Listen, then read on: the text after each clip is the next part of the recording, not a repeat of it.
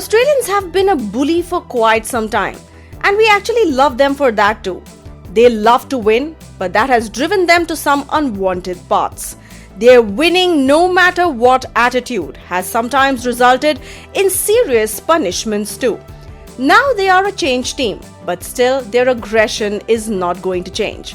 Welcome to Simbly Chumma. Let's go back down memory lane to check out some 10 incidents why Australians are called the bullies of the cricket world. Number 10, Greg Dyer. The catch which wasn't. What was that? 19, McDermott. Down the leg side, he's got it. That's brilliantly taken. The batsman actually is looking towards the wicketkeeper. The square leg umpire's giving him a yes, he's out. What a great catch that was by Dyer. The ball flew away on the leg side at high speed. He caught it almost in the end of his fingertips. A little delay was because umpire Crafter down at the members' end went across to have a talk to the square leg umpire, umpire French. He must have given him a little nod, and as a result of that, up went the umpire's finger. Jones just getting too far across with the pads. Gave the keeper a good look at it, and that was the reason for the hesitation by umpire Crafter. There was a little bobble there, but Greg Dyer quite happy that he'd caught it. Tony Crafter, just to make sure, went and spoke to Dick French. Dick French gave him a nod. Andrew Jones is on his way. New Zealand 2 for 119. I want you to really watch this ball and watch when the wicketkeeper goes down. See if you can see the ball on the grass. Here it comes now. The keeper goes across.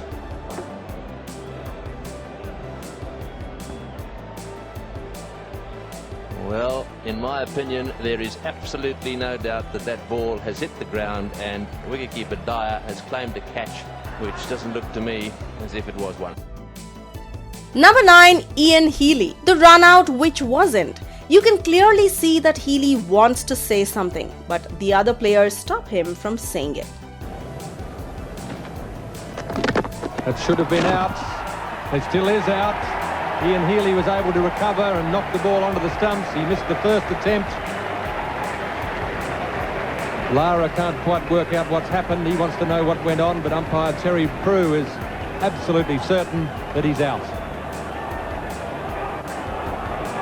Well, it might get down to the question of whether the Australians are certain that he was out. If they know there wasn't a problem in the dismissal, then Lara will accept the umpire's opinion, but Lara is just having a little chat with them and with umpire Prue.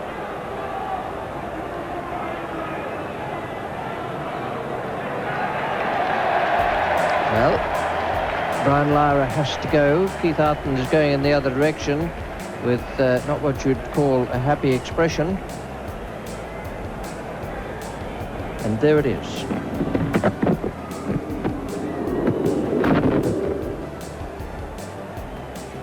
No doubt that Lara was out of his ground, but the question is, did Healy break the stumps or did the ball?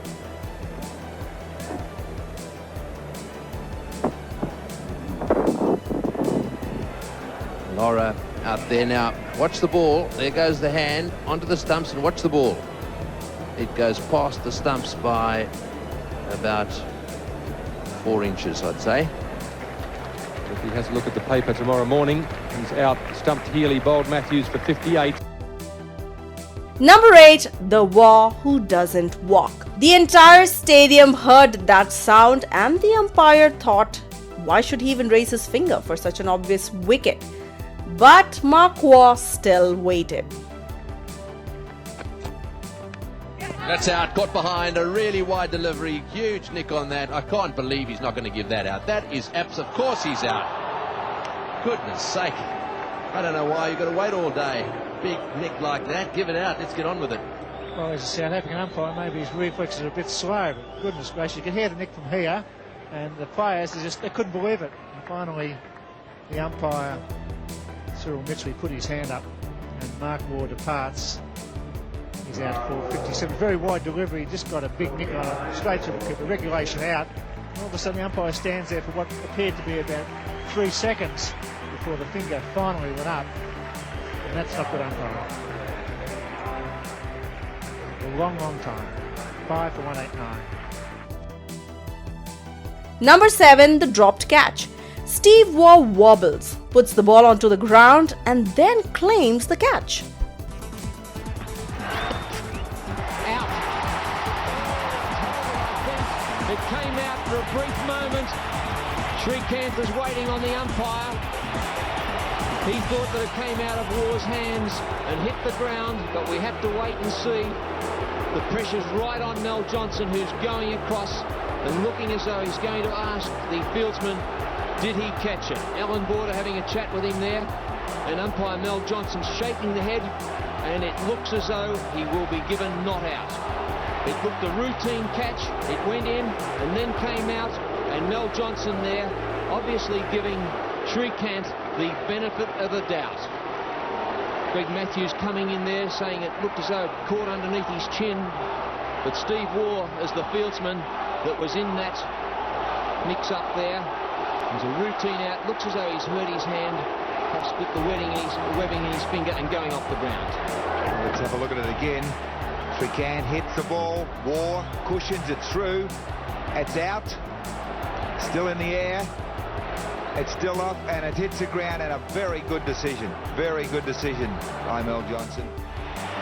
He thought that it came out of Waugh's hands and hit the ground, but we have to wait and see. The pressure's right on Mel Johnson, who's going across and looking as though he's going to ask the fieldsman, did he catch it? Alan Border having a chat with him there, and umpire Mel Johnson shaking the head, and it looks as though he will be given not out. Number 6, the wrath of West Indies. You can see Julian coming in the path of Campbell and stopping. Of course, they do have a great respect for Ponting's speed and accuracy of throw.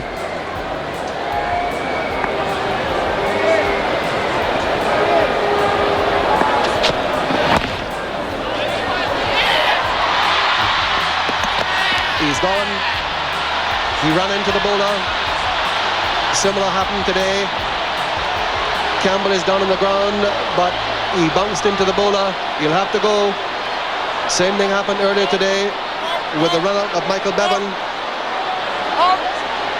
Bounced into the bowler today, King, and Sherwin Campbell will have to go. Crowd doesn't like it, but that is the law. And Campbell run out. 2 crucial setbacks for the West Indies in quick succession. The injury to Jimmy Adams, and now the run-out of Sherwin Campbell. Always pretty unfortunate when things like this do happen, but the bowler is in his right to try and get to the ball. And Sherwin Campbell collided with him trying to get across. It may seem as if he was blocking him, but he has his right to try and get across to the other side of the pitch.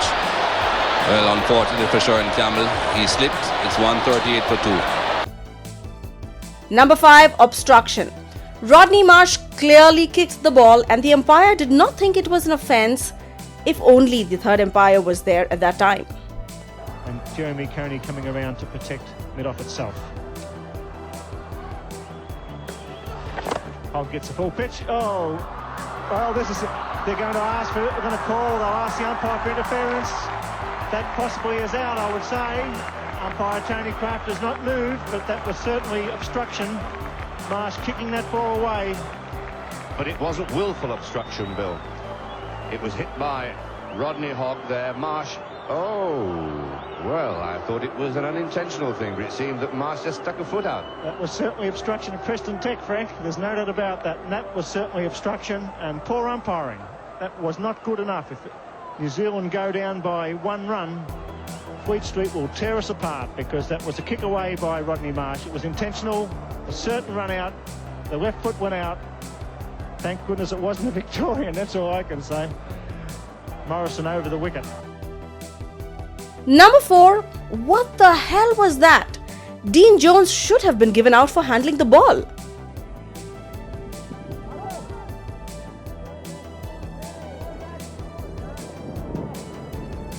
Well, there's a very interesting little appeal there. Dean Jones has run down the wicket, but the ball tangled up in his body. As it fell out of his pad, he's given it a whack with his hand.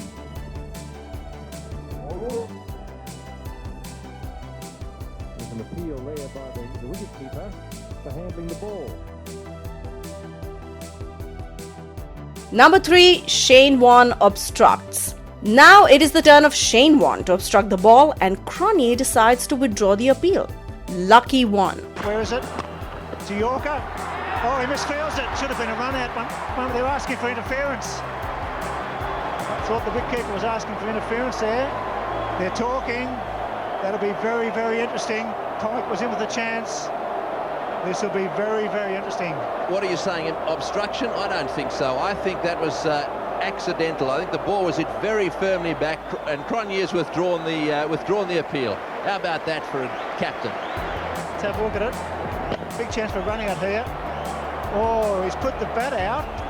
Dear, oh dear. I tell you what, he's a very generous captain as a South African skipper. I think he was taking his bat back to get back into the crease, Bill. Number 1, ball tampering. And then this happened. The ball tampering issue which took the world by surprise and pushed the Australian team into an abyss. The captain, the vice-captain and the player were banned for a year. This also resulted in a cricket board members change and the couch changing, etc. This was big. In his hand. I won't deny it, I can see it. It's a yellow post-it note. Fuck, that's all it is. He's met a Sheila last night and he doesn't want to lose her number. So he's moving it from his pocket to his undies. We've all done this. Every guy has done this before. This is just something we do. Yeah, nah. And here he's just rubbing her number on the ball for good luck. Every guy rubs valued possessions onto their balls, especially when it's connected to someone you like.